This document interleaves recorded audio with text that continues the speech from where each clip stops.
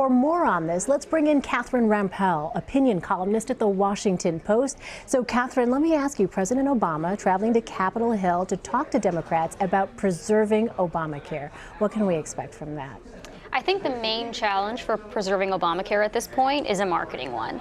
That basically Americans hate the thing that they know as Obamacare, or at least they're very distrustful of it, but they like most of the actual components of the law. Almost everything within the law, with a few minor exceptions, minor or major exceptions, are quite popular.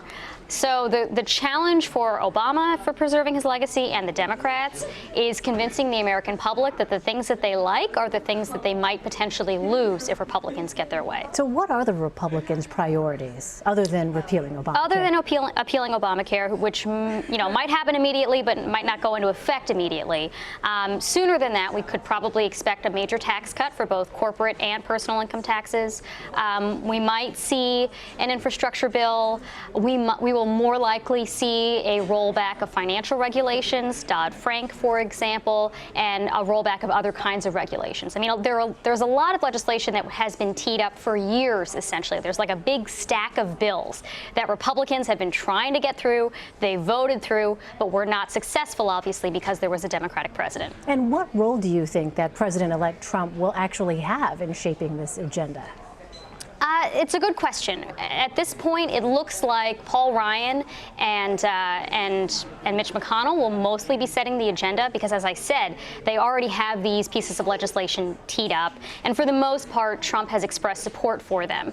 On some of Trump's other agenda items, things like TPP, the trade agreement, it seems like Republicans are likely to go along, and well, going along just means they don't have to do anything, essentially. Right. But as for immigration, for example, or trade or other kinds of trade measures such as tariffs, I think that he'll have more of a challenge in getting those through a Republican Congress. What kind of resistance from Democrats do you think we'll be seeing to this GOP agenda that they're going to try and push through? Well, they have limited options at this point, particularly in the House. In the Senate, they can filibuster. They can, at the very least, obstruct some of Trump's cabinet nominees, not probably in the long run, but they can delay hearings. They can demand more information. In the House, there's very little that they can do. They can try to be obstructionist in both chambers, but they don't have majorities in either place. So it's going to be very challenging for them to put up much of a fight. All right, I'm curious, last question before I let you go, Catherine. What do you think of this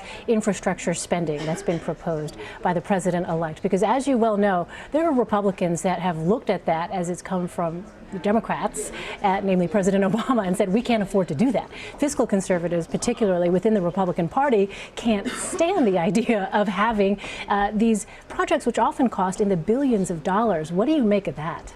It really depends on what the infrastructure legislation ultimately looks like. Trump was not particularly specific during the campaign, or even in its aftermath for that matter, about what this project would be.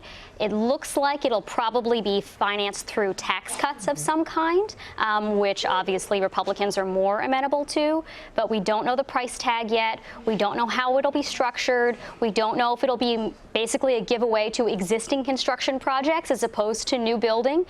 So those details will really matter for who signs on and who doesn't. All right, Rampell, thanks so much. Thank you.